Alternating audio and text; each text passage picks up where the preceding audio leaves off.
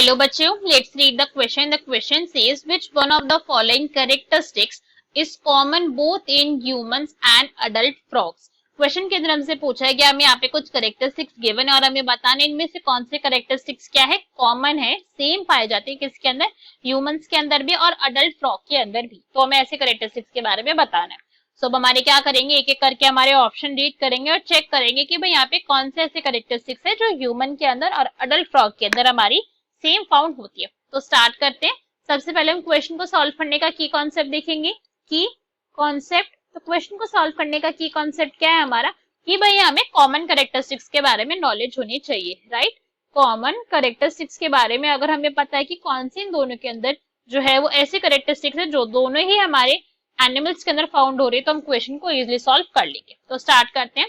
First हम यहाँ पे क्या गिवन है, 4 चेम्बर्ड हार्ट। तो भाई ये तो हमें पता है एब्सोल्युटली रॉन्ग हो गया। क्यों रॉन्ग हो गया, इस पॉइंट को देखते हैं। ये हमने यहाँ पे फ्रॉग के लिए देख रहे हैं और ये यहाँ पे हम ह्यूमंस के लिए समझ रहे हैं, ठीक है।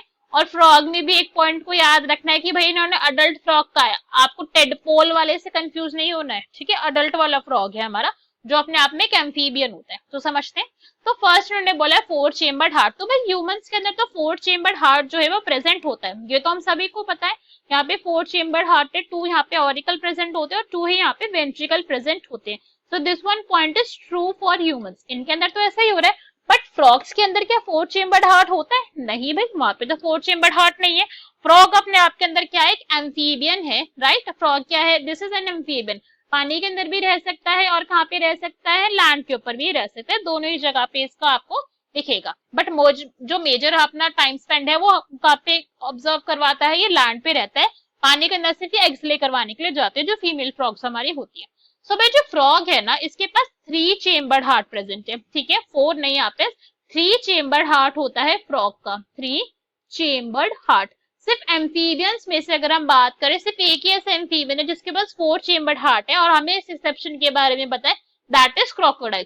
सिर्फ क्रोकोडाइल ही क्या है, दैट इज क्रोकोडाइल। क्रोकोडाइल के बारे में हमें पता है कि भाई क्रोकोडाइल एक ऐसा अकेला एम्फीबियन है जिसके पास 4 चेम्बर्ड हार्ट प्रेजेंट है, बाकी सबके अंदर 3 चेम्बर्ड हार्ट होता है अगर हम एम्फीबियंस की बात कर रहे हैं।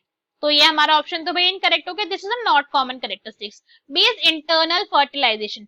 तो भाई इंटरनल फर्टिलाइजेशन जो होती है हमारी फ्रॉग्स के अंदर आपको नहीं ऑब्जर्व होगी, यहाँ पे कैसी होती है, एक्सटर्नल फर्टिलाइजेशन होती है। कैसी फर्टिलाइजेशन है यहाँ पे, एक्सटर्नल फर्टिलाइजेशन।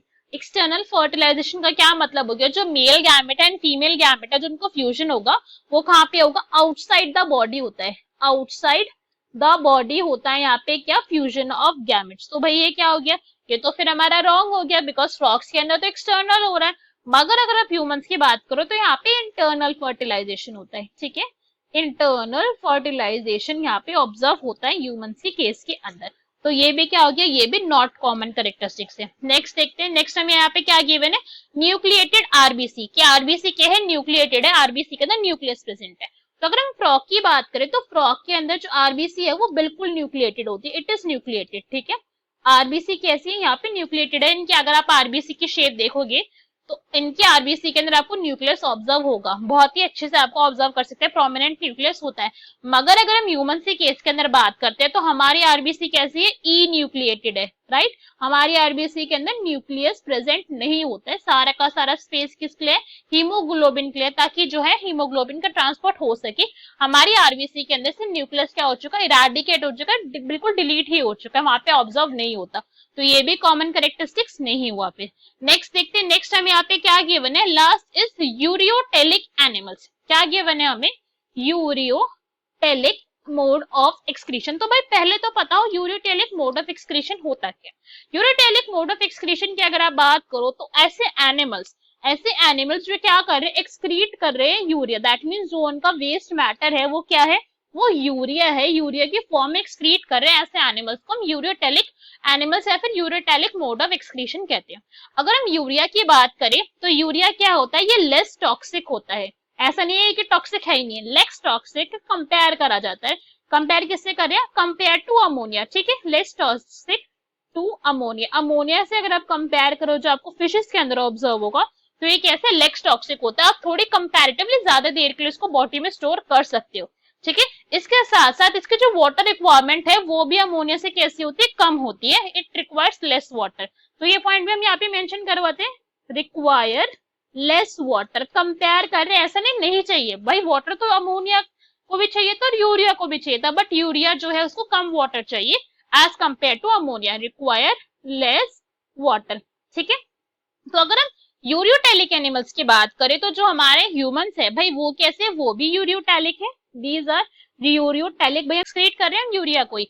और अगर हम फ्रॉग की बात करें तो फ्रॉग भी कैसे होते हैं, they are also ureotelic animals, ये दोनों ही कैसे यूरियोटैलिक एनिमल्स है, यूरिया एक्सक्रीट कर रहे हैं। तो ये कॉमन कैरेक्टरिस्टिक्स है भाई, दोनों के अंदर ही हमारे फाउंड हो रही है। सो हमारा option number D will be our correct answer. Hope you understood it well, best of luck, thank you.